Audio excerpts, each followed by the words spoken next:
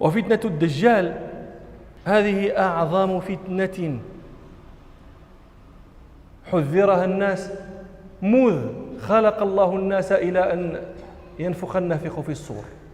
أعظم الفتن على الإطلاق، ولذلك لم يكن نبي إلا حذر قومه الدجال يخاف أن يخرج فيهم، ونحن آخر الأمم وهو خارج فينا لا محالة، نعوذ بالله منه ومن سائر الفتن.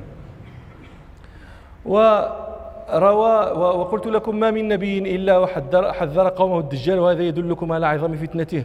روى البخاري ومسلم في صحيحيهما عن عبد الله بن عمر رضي الله عنهما قال: قام رسول الله صلى الله عليه وسلم فأثنى على الله بما هو أهله، ثم ذكر الدجال فقال: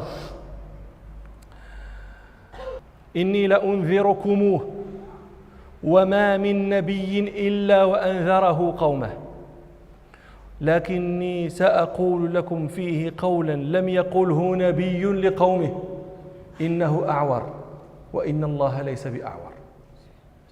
والدجال كان الدجال فتنة عظيمة، لأنه يأتي بآيات، يأتي بخوارق يمكنه الله منها ويقدره الله عليها، تشتبه على الناس بأنه لا يصنع هذا إلا رب، ولذلك يفتري تلك الفرية العظيمة. من ذلك ما رواه مسلم في صحيحه عن أبي هريرة رضي الله عنه أن رسول الله صلى الله عليه وسلم قال: ألا أخبركم عن الدجال حديثا ما حدثه نبي قومه؟ إنه أعور، وإنه يأتي ومعه مثل الجنة والنار، وإن التي يقول إنها الجنة هي النار، وإنه أعور، ولقد أنذرتكم به كما أنذر به نوح قومه. وروى البخاري ومسلم في صحيحيهما عن حذيفة بن اليمان رضي الله عنه أن رسول الله صلى الله عليه وسلم قال: إن مع الدجال إذا خرج ماء ونارا، فالذي يرى الناس أنه النار ماء بارد، والذي يرى الناس أنه ماء فنار تحرق، فمن أدرك ذلك منكم فليقع في التي يرى أنها النار، فإنه ماء عذب بارد. يأتي بمثل الجنة والنار، وترى نسأل الله العافية اللهب يتلظى، سقر يأتي بها معه، فلا يقذف نفسه فيها إلا موقن إيمانه بما يقوله رسول الله صلى الله عليه وسلم. وروى مسلم في صحيحه عن النواس بن سمعان رضي الله عنه أن رسول الله صلى الله عليه وسلم ذكر الدجال ذات غداة فخفض في أمره ورفع. خفض في أمره أي حقر أمره، حقر شأنه، وعظم أي عظم فتنته. فخم في أمره ورفع حتى ظنناه في طائفة النخل، فلما رحنا إليه عرف ذلك في وجوهنا، فقال صلى الله عليه وسلم: ما شأنكم؟ فقلنا: يا رسول الله، ذكرت الدجال غداة فخفضت في أمره ورفعت حتى ظنناه في طائفة النخل. فقال صلى الله عليه وسلم: غير الدجال أخوفني عليكم، إن يخرج وأنا فيكم فأنا حجيجه دونكم. صلى الله عليه وسلم: إن يخرج وأنا فيكم فأنا حجيجه دونكم، وإن يخرج ولست فيكم فامرؤ حجيج نفسه، والله خليفتي على كل مسلم. إنه شاب قطط، هو يصفه لك، إنه شاب قطط. قطط جعد الشعر، شديد جعودة الشعر، مثل يعني حرش شعره متجعد شديد الجعودة. إنه شاب قطط، عينه طافئة، كأني أشبهه بعبد العزى بن قطن، فمن أدركه منكم فليقرأ عليه فواتح سورة الكهف. وإنه خارج خلة بين العراق والشام، خارج في طريق بين العراق والشام، فعاث يمينا وعاث شمالا، أفسد يمينا وشمالا، فعاث يمينا وعاث شمالا، يا عباد الله فاثبتوا. قالوا: فقلنا: يا رسول الله، فما لبثه في الأرض؟ كم يلبث، كم يمكث؟ قال صلى الله عليه وسلم: 40 يوما يوم كسنة، ويوم كشهر، ويوم كجمعة، وسائر أيامه كأيامكم. قالوا يا رسول الله فذلك اليوم الذي كسنه أتكفينا فيه صلاة يوم؟ قال صلى الله عليه وسلم لا، اقدروا له قدره. قالوا يا رسول الله فما إسراعه في الأرض؟ قال صلى الله عليه وسلم كالغيث استدبرته الريح. يأتي القوم فيدعوهم فيستجيبون له ويؤمنون به، فيأمر السماء فتمطر، ويأمر الأرض فتنبت، فتروح عليهم سارحتهم، مواشيهم التي سرحوها في المراعي تروح عليهم عشية، فتروح عليهم سارحتهم أعلى ما كانت ذرا، وأسبغه ضروعا، وأمده خواصر. الذرى الأسنمة تمتلئ تسمن، أعلى ما كانت ذرا أسنمتها عالية، وأسبغه ضروعا، ضروعها ممتلئة لبنا، وأمده خواصر، يعني تكاد تنفجر من شدة الامتلاء. ويأتي القوم فيدعوهم فيردون عليه قوله، فينصرف عنهم، فيصبحون ممحلين فقراء ليس في أيديهم شيء من أموالهم. ويمر بالخربة فيقول لها أخرجي كنوزك، فتتبعه كنوزها كيعاسيب النحل، كجماعة النحل، هكذا يمر على مثل شالة في الرباط، وعلى خاربة، ويقول لها أخرجي كنوزك. الكنوز لا تكتفي بالخروج، بل تخرج وتتبعه كما يتبع أحدنا النحل، فرق النحل إذا ضرب محلتها، فتتبعه كنوزها كيعاسيب النحل. ويدعو رجلا ممتلئا نشاطا فيضربه بالسيف فيقطعه جزلتين رمية الغرض، يضربه بالسيف فيقطعه جزلتين، يقطعه نصفين رمية الغرض، بين النصف والنصف قدر ما يرمي الرامي رمية. ثم يدعوه فيأتيه ووجهه يتهلل يضحك. أسمعتم قط فيما حدثتم به شيئا من هذه البابة، شيئا هذا قبيله؟ روى البخاري، ولهذا كانت فتنته عظيمة جدا. روى البخاري، الله الثبات، روى البخاري مسلم في صحيحهما عن أبي سعيد الخدري رضي الله عنه قال حدثنا رسول الله صلى الله عليه وسلم حديثا طويلا عن الدجال، فكان فيما حدثنا به أنه قال صلى الله عليه وسلم يأتي الدجال ونقاب المدينة محرمة عليه، سكك المدينة أزقتها محرمة عليه. يأتي الدجال ونقاب المدينة محرمة عليه بعد السباخ حول المدينة، بعد المواضع قريبة من المدينة. فيخرج إليه يومئذ رجل هو خير الناس أو من خير الناس، فيقول له أشهد أنك أنت الدجال الذي حدثنا عنك رسول الله صلى الله عليه وسلم. فيقول الدجال أرأيت إن قتلت هذا ثم أحييته أتشكون في الأمر؟ فيقولون لا. فيقتله ثم يحييه، فيقول الرجل الذي هو خير الناس أو من خير الناس والله ما كنت قط أشد بصيرة مني اليوم. فيريد أن يقتله الدجال فيقول أقتله فلا يسلط عليه. ومن أعظم الأحاديث التي ذكرها رسول الله صلى الله عليه وسلم في شأن الدجال ما رواه مسلم عن فاطمة بنت قيس رضي الله عنها حديثا طويلا، وفيه أن فاطمة رضي الله عنها تقول فلما انقضت عدتي سمعت نداء المنادي منادي رسول الله صلى الله عليه وسلم ينادي الصلاة جامعة.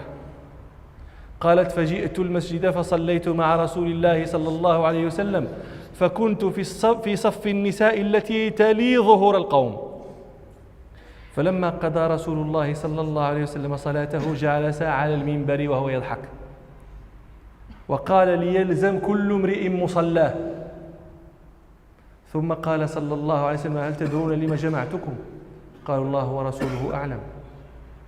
قال صلى الله عليه وسلم أما إني ما جمعتكم لرغبة ولا لرهبة، ولكن جمعتكم لأن تميما الداري كان رجلا نصرانيا فجاء فبايع فأسلم، وحدثني حديثا وافق ما كنت أحدثكم عن مسيح الدجال. حدثني أنه ركب في سفينة بحرية مع 30 رجلا من لخم وجذام، فلعب بهم الموج شهرا، فأرفأوا إلى جزيرة في البحر، فجلسوا في أقرب السفينة، فدخلوا الجزيرة، فلقيتهم دابة أهلب كثير الشعر لا يدرون ما قبله من دبره من كثرة الشعر، فقالوا ويلك ما أنت؟ قالت أنا الجساسة. قالوا وما الجساسة؟ قالت أيها القوم انطلقوا إلى هذا الرجل في الدير فإنه إلى خبركم بالأشواق. قال فلما سمت لنا رجلا فزعنا منها فرقنا منها ولم نأمن أن تكون شيطانة، فانطلقنا سراعا حتى دخلنا الدير، فإذا أعظم رجل رأيناه قط خلقا وأشده وثاقا. أعظم رجل خلقا، تصور انت قداش، وأشده وثاقا، يداه مجموعة إلى عنقه ما بين ركبتيه إلى كعبيه في الحديد. فقلنا ويلك ما أنت؟ قال قد قدرتم على أمري، قد قدرتم على خبري، فأخبروني ما أنت. قد قدرتم يعني سأخبركم، هذا شيء قدرتم عليه، خبري قدرتم عليه، لكن أخبروني أولا ما أنتم. فقالوا نحن أناس من العرب ركبنا في سفينة بحرية فصادفنا البحر حين اغتلم، فلعب بنا الموج شهرا حتى أرفأنا إلى جزيرتك، فجلسنا في أقربها، فدخلنا الجزيرة فلقيتنا دابة أهلب كثير الشعر لا يدرى ما قبوله من دبوره من كثرة الشعر، فقلنا ويلك ما أنت؟ قالت أنا الجساسة. قلنا وما الجساسة؟ قالت اعمدوا إلى هذا الرجل في الدير فإنه إلى خبركم بالأشواق. قال ففزعنا منها ولم نأمن أن تكون شيطانة، فانطلقنا سراعا إليك. فقال أخبروني عن نخل بيسان. بيسان هذه موضع في الشام، نسأل الله أن يفك الكرب عن المسلمين. قال أخبروني عن نخل بيسان. قال قلنا عن أي شأنه تستخبر؟ قال أخبروني عن نخلها هل يثمر؟ قالوا نعم. قال أما إنه يوشك أن لا يثمر. قال أخبروني عن بحيرة الطبرية. قال قلنا عن أي شأنها تستخبر؟ قال هل فيها ماء؟ قالوا نعم هي كثيرة الماء. قال أما إنه يوشك ماؤها أن يذهب. قال أخبروني عن عين زغر، هذه كلها مواضع في الشام. قال أخبروني عن عين زغر. قلنا عن أي شأنها تستخبر؟ قال هل في العين ماء؟ وهل يزرع أهلها من تلك العين؟ قالوا نعم هي كثيرة الماء وأهلها يزرعون من مائها. قال فأخبروني عن نبي العرب ماذا صنع؟ قالوا خرج من مكة ونزل يثرب. فقال أقاتله العرب؟ قال قلنا نعم. قال فماذا صنع بهم؟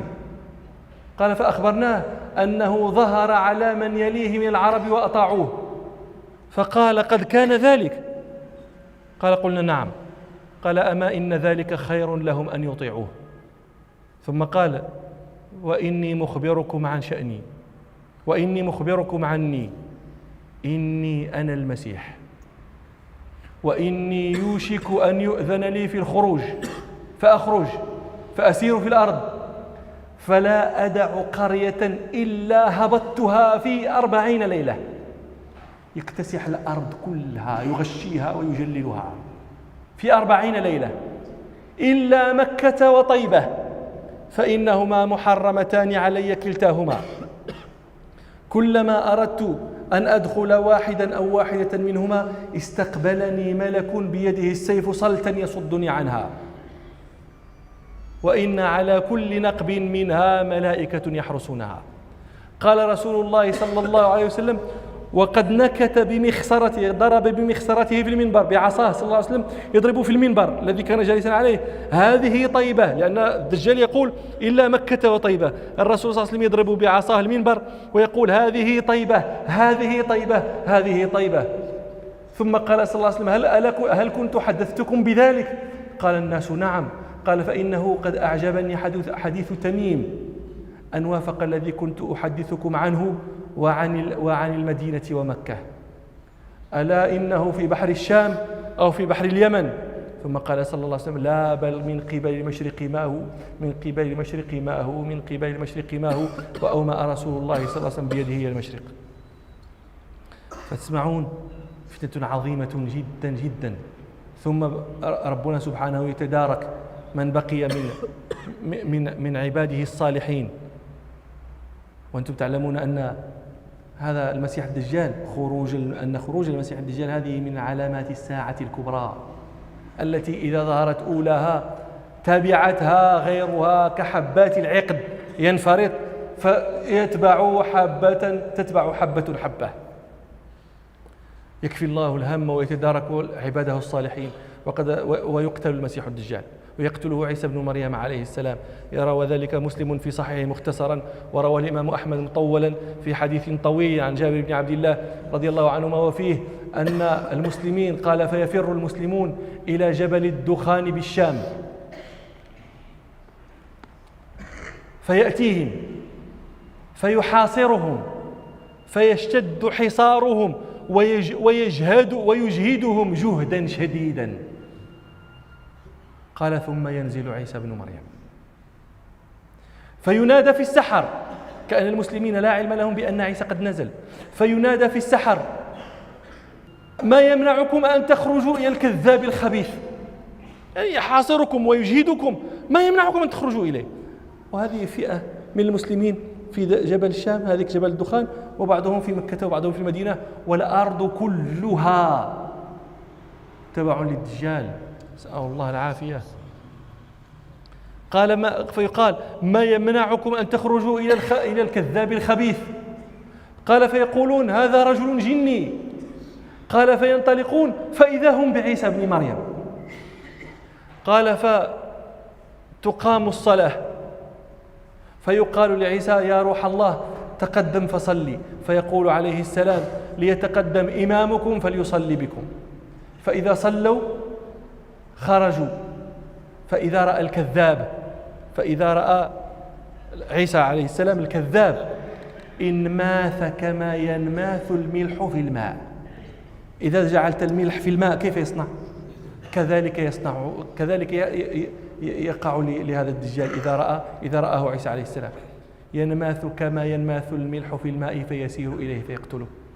إذا علمتم هذا وعرفتم هذا، وهذا بعض ما حدثناه عن رسول الله صلى الله عليه وسلم في شأن هذا المسيح الدجال، عرفتم لماذا كان رسول الله صلى الله عليه وسلم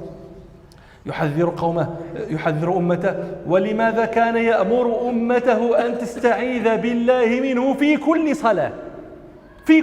أنت كم مرة تصلي؟ أقل شيء تصلي 5 مرات، أقل شيء تستعيذ منه 5 مرات. بل بعض العلماء كان إذا لم يذكر الإنسان الاستعاذة من الدجال أبطل الصلاة على المصلي وأمره أن يعيدها، لأنها فتنة عظيمة. وإذا لم يعيذك الله فمن يعيذ؟ وإذا لم تلجأ إلى الركن الشديد فأين تلجأ؟ روى مسلم في صحيح عن أبي هريرة رضي الله عنه أن رسول الله صلى الله عليه وسلم قال إذا تشهد أحدكم فليتعوذ بالله من 4، يقول اللهم إني أعوذ بك من عذاب القبر ومن عذاب جهنم ومن فتنة المحيا والممات ومن شر فتنة المسيح الدجال، في كل صلاة. فلا ينبغي أن تغيب عن أذهانكم ولا أن تعجيز عنها ألسنتكم. نسأل الله التوفيق ونعوذ بالله من الفتن.